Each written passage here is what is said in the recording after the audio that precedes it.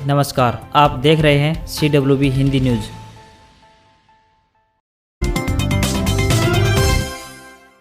Delhi border पर फिर बढ़ेगी हलचल। 26 नवंबर को होंगी किसानों की बड़ी सभाएं। 29 से संसद कूच। 2 घंटे चली बैठक में संयुक्त किसान मोर्चा ने लिया फैसला। संयुक्त किसान मोर्चा यानी SKM 26 नवंबर को आंदोलन का 1 साल पूरा होने पर दिल्ली की सीमाओं पर बड़ी सभाएं करेगा। 29 नवंबर से संसद का शीतकालीन सत्र शुरू होने पर हर दिन 500 ट्रैक्टर संसद तक मार्च निकालेंगे। सिंघू बॉर्डर पर मंगलवार को हुई मीटिंग में आगे के कार्यक्रम तय किए गए। हरियाणा के संगठनों की ओर से गुरनाम सिंह चढ़ूनी ने 26 नवंबर को दिल्ली कूच का प्रस्ताव रखा। इस पर कोई फैसला अभी नहीं हुआ है। बैठक वाली जगह के बाहर चढ़ूनी समर्थकों की ओर से अपनी मांगों को लेकर नारेबाजी की गई। मोर्चा की करीब 2 घंटे चली बैठक में किसान नेताओं ने आंदोलन को आक्रामक करने पर जोर दिया। वहीं वरिष्ठ नेता आंदोलन को शांतिपूर्ण और अनुशासन के साथ चलाने पर सहमति कायम करते रहे।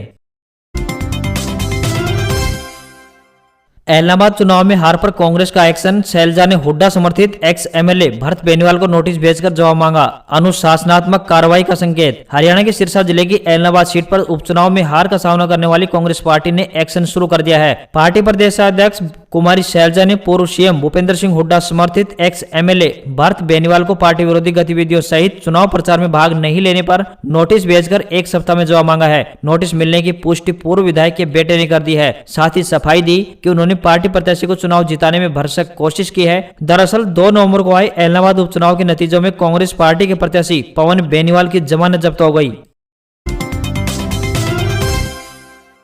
किसान नेता गुरनाम चढ़ूनी का मिशन पंजाब फतेहगढ़ साहिब से चुनाव उम्मीदवार घोषित किया। संयुक्त किसान मोर्चा सहमत नहीं। किसान आंदोलन से जुड़े हरियाणा के किसान नेता गुरनाम चढ़ूनी ने पंजाब में चुनावी ताल ठोक दी है। चढ़ूनी ने पंजाब की फतेहगढ़ साहिब सीट से सरबजीत सिंह मक्खन को कैंडिडेट घोषित कर दिया है। हालांकि इस घोषणा में संयुक्त किसान मोर्चा की सहमति नहीं बताई जा रही है। उनका कहना है कि आंदोलन खत्म होने तक इंतजार करना चाहिए था। इस ऐलान के बाद गुरनाम चढ़ूनी ने किसी भी पार्टी का नाम घोषित नहीं किया है। उनका कहना है कि कुछ किसान संगठन उनका सपोर्ट करेंगे और कुछ सीधे तौर पर राजनीति में नहीं दिखेंगे। पंजाब चुनाव लड़ने के फैसले के बाद CM चेहरे पर चढ़ूनी ने कहा कि अभी इस बारे में कोई चर्चा नहीं की है। वो कैप्टन अमरिंदर सिंह पर भी बरसे कि अगर वह केंद्र सरकार से मिलते हैं तो किसानों के बारे में हुई बात को सार्वजनिक करना चाहिए।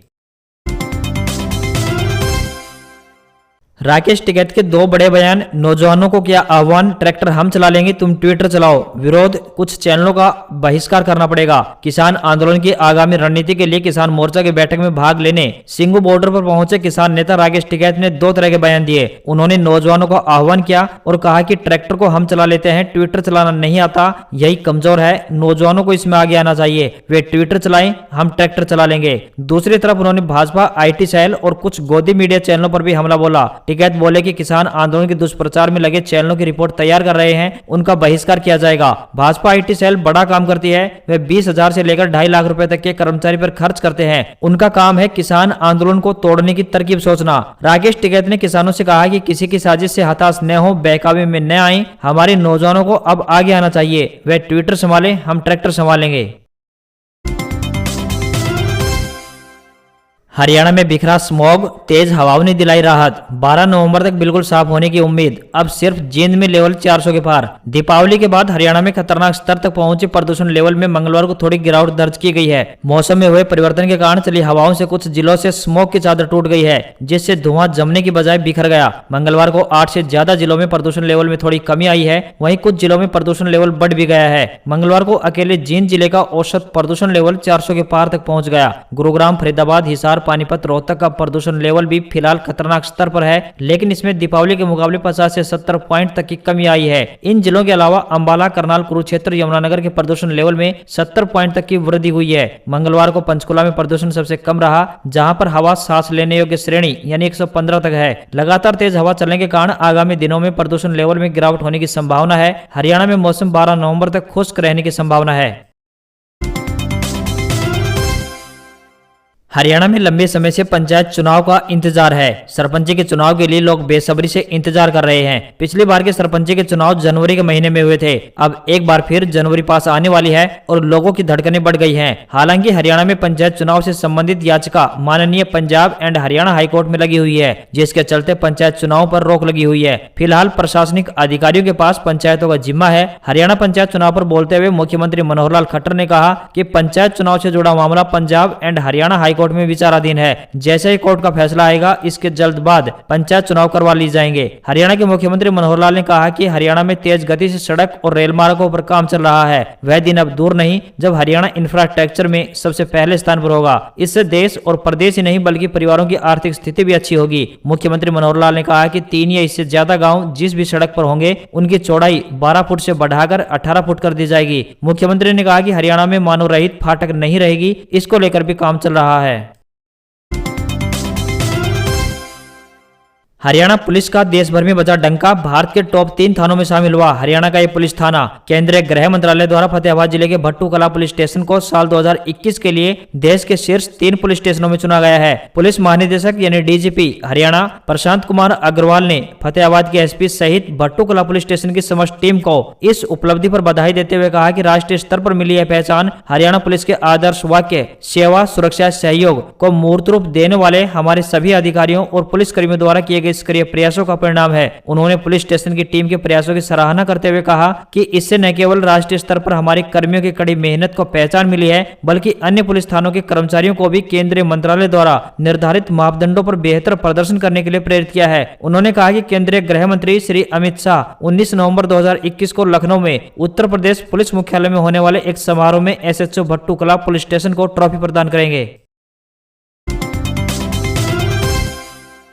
10वीं पास के लिए डाटा एंट्री ऑपरेटर के पदों पर बम्पर भर्ती। सेंट्रल कोलफील्ड्स लिमिटेड ने जूनियर डाटा एंट्री ऑपरेटर यानी ट्रेनी के पदों के लिए वैकेंसी निकाली है। इच्छुक और योग्य उम्मीदवार निर्धारित प्रारूप के माध्यम से आवेदन कर सकते हैं। अभ्यर्थी ध्यान रखें, आवेदन केवल ऑफलाइन ही स्वीकार किए जाएंगे। उम्मीदवार आवेदन करने से पहले विभाग द्वारा जारी किया गया नोटिस जरूर पढ़ लें। इसके लिए योग्यता की बात करें तो 10वीं पास होना जरूरी है। रिक्त पदों की संख्या 177 पद रखे गए हैं। आवेदन करने के लिए अंतिम तिथि 26/11/2021 तय की गई है। इस रोजगार के लिए आपको आवेदन ऑफलाइन करना होगा। जब किसान किसी फसल की बुआई करने जाते हैं तो खेत की तैयारी से लेकर फसल कटाई और फिर उसे मंडी तक ले जाने में काफी पैसा लग जाता है। जब किसानों द्वारा उगाई गई फसल मंडी में पहुंच जाती है तब उनके हाथों में पैसा आता है। आमतौर पर साल में 3 या 4 बार ऐसा मौका आता है जब किसानों के हाथ में पैसा आता है, वरना तो साल भर किसानों को बस खेती में लागत ही लगानी पड़ती है। और इसलिए इन खर्चों को पूरा करने के लिए किसानों को अधिक ब्याज दर पर साहूकारों से कर्ज लेना पड़ता था। मगर किसानों को साहूकार के चंगुल से बचाने के लिए केंद्र सरकार द्वारा किसान क्रेडिट कार्ड योजना शुरू की गई है। इसके जरिए किसान खेती की आर्थिक जरूरतों को पूरा करने के लिए बैंक से कर्ज ले सकते हैं। यह कार्ड मामूली ब्याज पर कर्ज उपलब्ध करवाता है। इसके जरिए मामूली ब्याज पर 3 लाख रुपए तक का कर्ज ले सकते हैं। किसान इस कार्ड से 5 साल में 3 लाख रुपए तक का लोन ले सकते हैं। इसमें 1 लाख रुपए तक के कर्ज के लिए कोई गारंटी की आवश्यकता नहीं पड़ती, लेकिन इससे अधिक लोन लेने पर उतने मूल्य की प्रतिभूति यानी जमीन आदि बैंक में गिरवी रखनी पड़ती है। इस कार्ड पर किसानों को सालाना 7% की ब्याज दर से लोन मिलता है। अगर किसान समय पर कर्ज लौटा देते हैं तो ब्याज में 3% की छूट भी दी जाती है। इस तरह से किसान महज 4% की ब्याज दर पर लोन ले सकते हैं। किसान क्रेडिट कार्ड बनवाने के लिए आप अपने नजदीकी बैंक में संपर्क कर सकते हैं। अब बेटी की पढ़ाई और शादी के खर्च की टेंशन हुई खत्म। इस सरकारी योजना से मिलेगी आपको मदद। बेटियों की उज्जवल एवं सुरक्षित भविष्य के लिए सरकार द्वारा विभिन्न प्रकार की बचत योजनाओं का संचालन किया जाता है। इन बचत योजनाओं पर इनकम टैक्स छूट एवं उच्चतर ब्याज दर प्रदान किया जाता है, जिससे कि लोग इन योजनाओं में निवेश करने के लिए प्रोत्साहित हो सके और बेटियों का भविष्य सुरक्षित हो सके। ऐसी ही एक योजना है जिसका नाम है सुकन्या समृद्धि योजना। इस योजना के अंतर्गत लाभ प्राप्त करने के लिए बेटी की 10 वर्ष की आयु होने से पहले अकाउंट खुलवाना होगा। इस अकाउंट में निवेश की न्यूनतम सीमा 250 रुपए है तथा अधिकतम सीमा 1.5 लाख रुपए है। यह निवेश बेटी की उच्च शिक्षा या फिर शादी के लिए किया जा सकता है। इस योजना के माध्यम से सरकार द्वारा निवेश पर 7.6% की ब्याज दर प्रदान की जाएगी। इसके अलावा इस योजना के अंतर्गत निवेश करने पर टैक्स में अलग से छूट प्रदान की जाएगी। इस योजना का उद्देश्य लड़कियों को शिक्षा के क्षेत्र में आगे बढ़ाना और विवाह योग्य होने पर पैसों की कमी न आने देना है। इस योजना के अंतर्गत अकाउंट किसी भी पोस्ट ऑफिस या फिर बैंक में खुलवा सकते हैं। सुकन्या समृद्धि योजना का संचालन बेटी की आयु 21 वर्ष के होने या फिर 18 वर्ष की आयु के बाद शादी होने तक किया जा सकता है। बेटे की उच्च शिक्षा के लिए 18 वर्ष की आयु के बाद 50% की रकम निकाली जा सकती है। सुकन्या समृद्धि योजना के अंतर्गत केवल एक परिवार की 2 बेटियों को ही लाभ मिल सकता है, लेकिन यदि किसी परिवार में जुड़वा बेटियां हैं तो इन्हें इस योजना का लाभ अलग अलग मिलेगा, यानी कि फिर उस परिवार की 3 बेटियां लाभ उठा पाएंगी। जुड़वा बेटियों की गिनती एक ही होगी, लेकिन उनको लाभ अलग अलग दिया जाएगा। समय समय पर इसकी ब्याज दर में अंतर आता रहता है। हरियाणा पशुपालन एवं दुग्ध विभाग ने प्रदेश के पशुपालकों के लिए एक बेहद खास तोहफा लेकर आई है। दरअसल विभाग ने हरियाणा पशुधन बीमा योजना 2021 की शुरुआत की है। इस योजना के तहत पशुओं को बीमा कवर प्रदान किया जाएगा। इस योजना के तहत गाय, भैंस, बैल, ऊंट, भेड़, बकरी तथा सुअर को कवर किया जाएगा। इस योजना का लाभ लेने के लिए पहले लाभार्थियों को 25 से लेकर 100 रुपए तक के प्रीमियम का भुगतान करना होगा। इस प्रीमियम का भुगतान करने से लाभार्थियों को उनके सभी पशुओं के लिए 3 साल की अवधि का बीमा कवर प्रदान किया जाएगा। इन 3 साल की बीमा कवर की अवधि के दौरान यदि लाभार्थी के किसी पशु की मृत्यु हो जाती है तो ऐसी स्थिति में बीमा कंपनी लाभार्थी को उस पशु का मुआवजा प्रदान करेगी। अनुसूचित जाति के नागरिकों को इस योजना के तहत कोई भी राशि नहीं देनी पड़ेगी। वे मुफ्त में इस योजना का लाभ उठा सकते हैं। पशुपालन और दुग्ध विभाग ने हरियाणा पशुधन बीमा योजना 2021 के तहत लगभग 1 लाख पशुओं को कवर करने का लक्ष्य रखा है। इस योजना को शुरू करने के पीछे हरियाणा सरकार का मुख्य उद्देश्य पशुओं की मृत्यु होने पर पशुपालकों को होने वाला वित्तीय नुकसान से बचाना है। गाय, भैंस, ऊंट के लिए 3 साल की अवधि के लिए 100 रुपए का बीमा का लाभ होगा। भेड़, बकरी और सुअर के लिए 3 साल की अवधि के लिए 25 रुपए का बीमा कवर का लाभ मिलेगा। बीमा कंपनियां पशु की मृत्यु होने पर मुआवजा प्रदान करेंगी। योजना के तहत भैंस के लिए 88,000 रुपए, गाय के लिए 80,000 रुपए, घोड़े के लिए 40,000 रुपए, भेड़ के लिए 5,000 रुपए, बकरी के लिए 5,000 रुपए, वहीं सुअर के लिए भी 5,000 रुपए का मुआवजा मिलेगा। हरियाणा में 1 दिसंबर से पूरी क्षमता के साथ खुलेंगे स्कूल, ऑनलाइन पढ़ाई होगी बंद। हरियाणा सरकार अब स्कूलों को पूरी क्षमता के साथ खोलने की तैयारी में है। 1 दिसंबर से सभी कक्षाओं के विद्यार्थियों को स्कूलों में आना होगा। पहली से ऑफलाइन ही पढ़ाई होगी। ऑनलाइन पढ़ाई इस महीने नवंबर तक ही चलेगी। शिक्षा मंत्री कंवरपाल गुर्जर ने विभाग के अधिकारियों को तैयारियां करने के आदेश दे दिए हैं। मंत्री के आदेशों के बाद शिक्षा निदेशालय की ओर से सभी जिलों के शिक्षा व मौलिक शिक्षा अधिकारियों को हिदायतें जारी की है।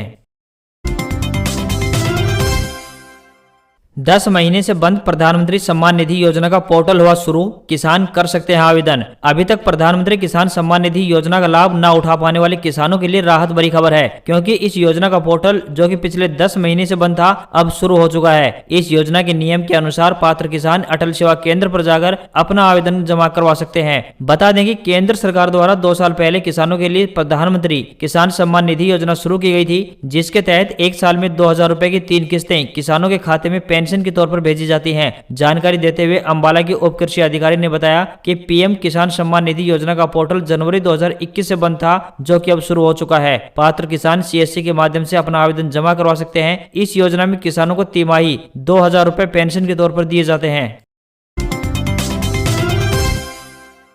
वाइस एडमिरल आर हरिकुमार नौसेना प्रमुख बनाए गए। 30 नवंबर से करमबीर सिंह की जगह लेंगे। केंद्र सरकार ने वाइस एडमिरल आर हरिकुमार को अगला नौसेना प्रमुख नियुक्त किया है। वे वर्तमान चीफ एडमिरल करमबीर सिंह की जगह लेंगे, जो 30 नवंबर को रिटायर हो रहे हैं। हरिकुमार वर्तमान में पश्चिमी नौसेना कमान के flag officer commanding in chief हैं।